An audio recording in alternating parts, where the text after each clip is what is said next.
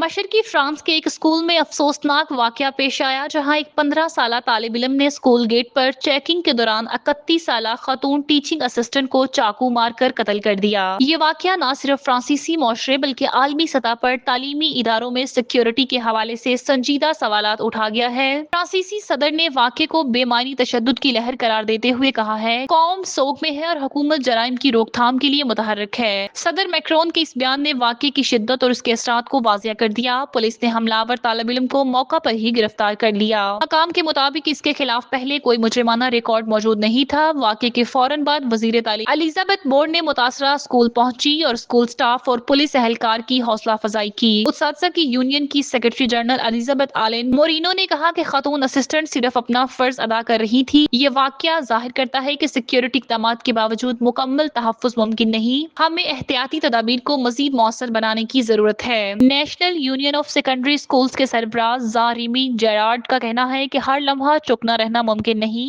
और हर तालिब इल्म को खतरा समझना भी हकीकत पसंदाना रवैया नहीं हो सकता। दूसरी जानिब फ्रांस की दाएं बाजू की सियासी जमात के रहनुमा मारीन ली पेन ने हुकूमत को शदीद तनकीद का निशाना बनाते हुए कहा कि स्कूलों में बढ़ता हुआ तशद्दुद हकाम की बेहिसी का नतीजा है। अवाम अब सख्त मौसर और फैसला कुन इक़दाम चाहते हैं। वाज़ेह रहे कि रवां साल मार्च में फ्रांस में स्कूलों के अतराफ चाकू और हथियारों की तलाशी का अमल शुरू किया गया था, जबकि अप्रैल में नांतीस के एक स्कूल में चाकू हमले के बाद हुकूमत ने तलाशी का दायरा मजीद वसी करने का ऐलान भी किया था। ये वाकया फ्रांसीसी तालीमी इदारों में सिक्योरिटी के मौजूदा इंतजाम पर एक बड़ा सवालिया निशान बनकर उभरा है, जिस पर फौरी तवज्जो और जामिया पॉलिसी की जरूरत शिद्दत से महसूस की जा रही है।